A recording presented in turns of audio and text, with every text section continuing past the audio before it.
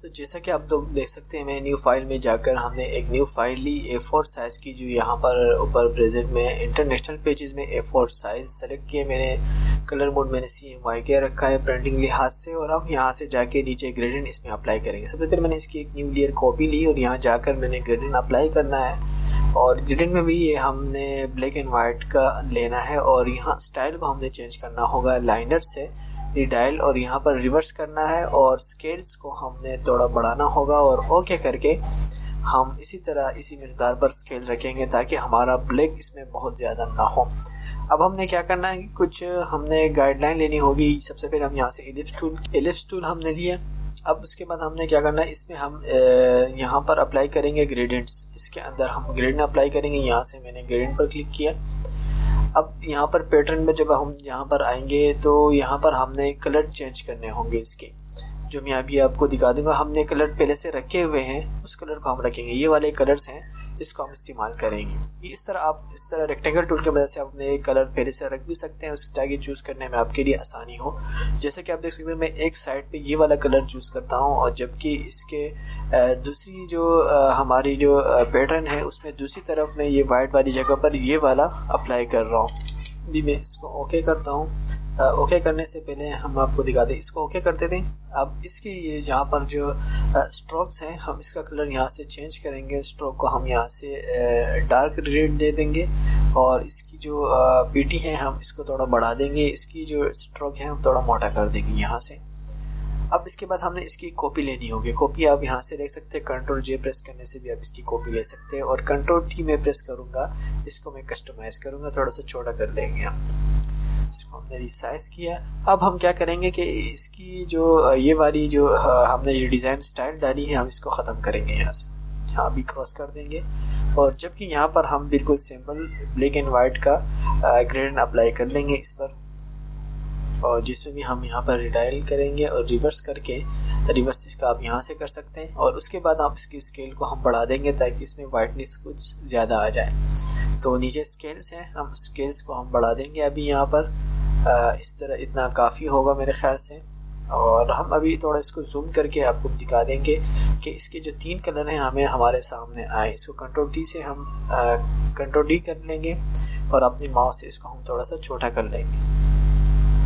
ये आप देख सकते हैं, इसमें 3 कलर अभी आपके सामने हैं। एक फुल रेड है, और उसके बाद का थोड़ा सा पर्पल कलर का है, और पीटी हम इसको थोड़ा सा कम कर देंगे। यहाँ ऊपर से आप इसकी यहाँ से कस्टमाइज कर सकते हैं। इसकी फॉर्मेट बार हर टूल का जब आप सेलेक्ट करते हैं उसका फॉर्मेट बार ऊपर आ जाता है, वहाँ से कर सकते हैं। इसको हम थोड़ा सा बढ़ा देंगे ताकि इन दोनों की जो बैक पे जो इनकी जो लाइनें गई हुई हैं, जो दोनों जो है स्ट्रोक नुमा नज़र आए।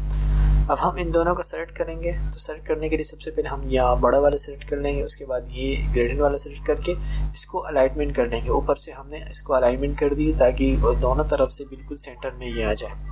अब हमने यहाँ से ग्रेडियंट लाइन लेनी है, और ये हमने एक लाइन ली गाइड लाइन, और नीचे से हमने एक गाइड लाइन ली, और हम क्या करेंगे कि एक और गाइड लाइन लेंगे हम यहाँ लेफ्ट से, और उसी तरह पेन टूल की मदद से हम एक रेक्टेंगल ड्रॉप करेंगे।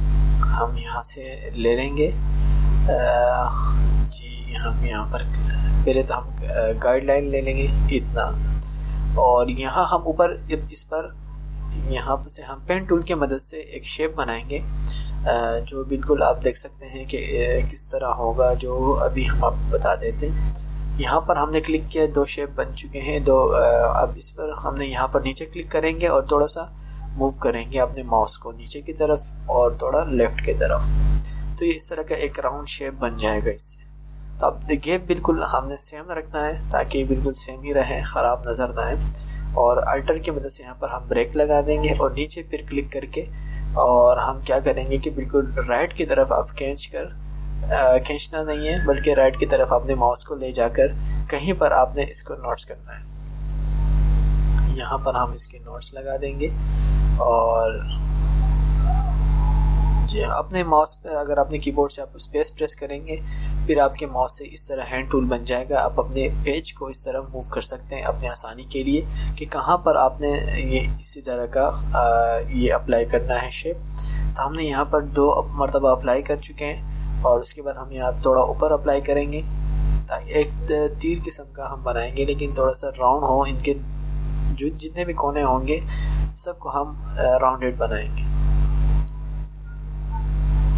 इसी शेप को आप डाउनलोड कर सकते हैं, नीचे लिंक डिस्क्रिप्शन में दिया होगा, आप वहाँ से इसको डाउनलोड कर सकते हैं। बिल्कुल मुफ्त आप इसको डाउनलोड कर सकते हैं, बिल्कुल ओरिजिनल फाइल में। इसी तरह की मज़ीद भी अगर आप कुछ सीखना चाहते हैं, आप चाहते हैं कि इस किस्म की वीडियोस बनाएं, तो नीचे कमेंट्स में ज़रूर बता दिया करें। और इसके बाद हम यहाँ से एक और गाइडलाइन लेंगे, इस पर हमने क्लिक किया और ताकि इसका सेंटर मालूम हो जाए। अब यहाँ से पिक टूल हमने लेकर इस पर हम क्लिक करेंगे, तो जो इसका ये जो शेप है सेंटर में नहीं था, इसलिए हम इसको सेंटर में करने के लिए हमने गाइडलाइन लिया और उस मुनासिबत से हमने इसको सेंटरलाइज कर दिया। तो आप देख सकते हैं कि ये सेंटर में आ चुका है। अब हम इसमें ग्रेडियंट में हम इसमें कलर चेंज करेंगे, ये ब्लैक, इसमें हम तकरीबन 2 कलर यूज़ करेंगे, दोनों रेड होंगे, एक डार्क होगा एक लाइट होगा, लेकिन हर मरतबा हम तकरीबन 4 मरतबा इसका यहाँ पर ग्रेडियंट में हम 4 मरतबा ये कलर लेंगे। इसकी वजह हमें आपको अभी आगे दे के बता देता हूँ। इसका आप देख सकते हैं लाइनर हमने लिया और उसके बाद हमने 2-3 कलर और अप्लाई करने, देख सकते हैं हमने जब डबल क्लिक किया तो ये वाइट अप्लाई हो चुका है।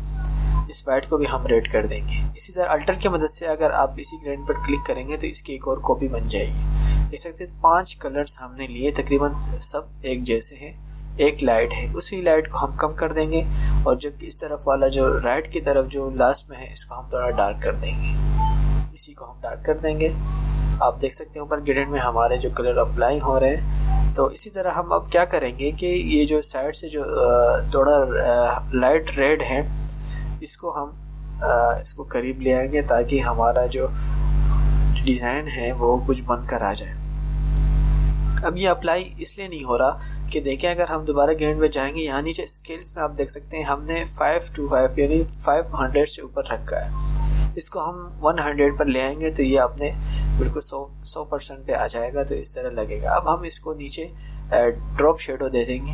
ड्रॉप शेडो में ऊपर ओपेसिटी उसकी 45 दे देता हूँ और नीचे बेनेस वगैरह इस तरह का 4 रख देता हूँ। और इसी तरह हमने एक और यहाँ पर शेप अप्लाई करना है। हम यहाँ से जाएंगे रेक्टेंगल टूल लेकर इसको हम यहाँ पर अप्लाई करेंगे, लेकिन जैसे ही अप्लाई करेंगे वो पुराना वाला जो हमने अभी ग्रेडियंट अप्लाई किया था वही अप्लाई हो जाएगी। इसको हम चेंज करेंगे, वही ब्लैक एंड वाइट वाला ग्रेडियंट अप्लाई करेंगे,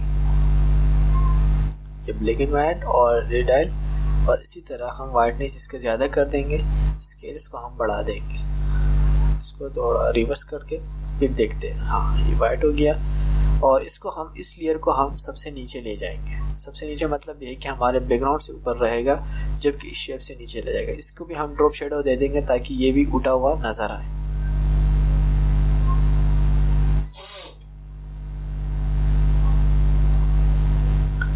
इसको हमने नीचे लेके गए और आप देख सकते हैं कि ये पीछे आपको नज़र भी आ रहा होगा, कुछ हल्की सी ब्लैक लाइनें नज़र आ रही है जो ड्रॉप शेडो की है। और इसी को हम यहाँ से सेट करके ओके कर देंगे। हमने इस बड़े वाले शेप का ड्रॉप शेडो थोड़ा चेंज करना है, थोड़ा लेफ्ट की तरफ इसका जो ड्रॉप शेडो है वो ले आएंगे ताकि नज़र आए। और इसी तरह हम अपने राउंड शेप वाले जो लास्ट लेयर है इस पर हम क्लिक करेंगे तो इसको भी हम ड्रॉप शेडो दे देंगे ताकि ये भी थोड़ा ऊपर वाज़ेह नज़र आए। तो आप देख सकते हैं इस तरह का हमारा ये शेप तैयार हो चुका है। अब हम इसको मुकम्मल को हम एक ड्रॉप शेडो देंगे लेकिन कस्टमाइज देंगे, जिसके लिए हम सिलेक्शन टूल लेंगे। सिलेक्शन टूल लिया मैंने और यहाँ आकर इसके कोने पर मैंने क्लिक किया, फिर नीचे की तरफ लाकर मैंने यहाँ क्लिक किया, फिर उस तरफ जाकर इसमें हम जो ग्रेडियंट जो अभी हम ड्रॉप शेडो अप्लाई करेंगे ये हम कस्टमाइज बनाएंगे, खुद से बनाएंगे, पेन टूल की मदद से बनाएंगे। तो देखिए किस तरह हम बनाते हैं। यहाँ हमने क्लिक किया और हम यहाँ पर जाकर पेन टूल ले लेंगे। पेन टूल लेकर हमने इसकी जो ब्रश है हम इसको सॉफ्ट ले लेंगे, यहाँ से सॉफ्ट ब्रश ले लें। और बड़ा छोटा करना तो हम नीचे से अपने कीबोर्ड के बटन से भी कर सकते हैं, ब्रैकेट स्क्वायर ब्रैकेट जो है उसी से कर सकते हैं। अब देखिए जैसे मैं अप्लाई करूँगा तो ये बिल्कुल डार्क आएगा, तो हम इसके ऊपर ओपेसिटी कम कर देंगे फॉर्मेट बार में, फ्लो भी हम कम कर देंगे, लेकिन फिर भी डार्क आ रहा है। तो हम क्या करेंगे, इसके जो ब्लैक कलर है हम इसको ख़त्म करके इसको थोड़ा सा ग्रे कर देंगे। हमने बैकग्राउंड कलर पर क्लिक किया, इसके ब्लैक को हमने ग्रे कर दिया। अब हम अप्लाई करेंगे तो आप देख सकते हैं थोड़ा शेडो नुमा आ चुका है। हम इसी तरह हम पूरी तरह अप्लाई कर लेंगे और इसी तरह ये जो साइड है दोनों, इसको हम पूरे तरीके से अप्लाई करेंगे ताकि ये बिल्कुल शेड ही की तरह आए कि ऊपर से इस पर लाइट पड़ रही है, इसी तरह ये नज़र आएगा। हम इसी तरह ये कर देंगे। इसकी ओपेसिटी हम यहाँ से कम कर सकते हैं। लेयर पैनल पर हम यहाँ से इसकी ओपेसिटी कम करेंगे और इसी तरह इरेजर टूल की मदद से भी हम मैंने अभी इरेजर टूल लिया है जिसकी ओपेसिटी मैंने कम कर दी है, फ्लो भी मैंने कम कर दिया। अब मैं इसको अप्लाई करूँगा ताकि ये बिल्कुल परफेक्ट तरीके से शेडो नुमा ही नज़र आए कि ऊपर से लाइट पड़ रही, नीचे शेडो बन रहा है। तो हमने इरेजर टूल की मदद से इसको थोड़ा कम कर दिया। ओपेसिटी हम मज़ीद इसका कम कर देंगे और इसी तरह इसका जो राउंड एलिप्स टूल है इसका भी हम इसी तरह का एक शेडो बनाएंगे। इसको थोड़ा सा और लाइट कर दिया हमने, लेकिन अब बैकग्राउंड कलर जो थोड़ा सा डार्क लग रहा है हम इसको कम कर देंगे तो जिसकी वजह से हमारा शेडो थोड़ा वाज़ेह नज़र आएगा। बैकग्राउंड कलर है, हम इसके स्केल्स को थोड़ा और बढ़ा देंगे तो ये पीछे और लाइट हो जाएगा और हमारा जो शेडो है वो थोड़ा ऊपर आ जाएगा। और इसी तरह हम यहाँ पर जो हमारा राउंड शेप है हम इसका भी इसी तरह का सिलेक्शन टूल की मदद से हम इसकी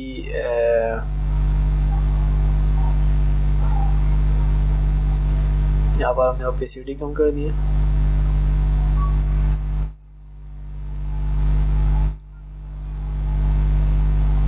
राउंड शेप का भी नीचे हम सिलेक्शन कर ले रहे हैं। याद रखें कि जब मैंने सिलेक्शन टूल के लिए मैंने जब ये टूल लिया था तो इसके लिए हमने एक न्यू लेयर अप्लाई किया था। ये न्यू लेयर पर अप्लाई हो रहा है।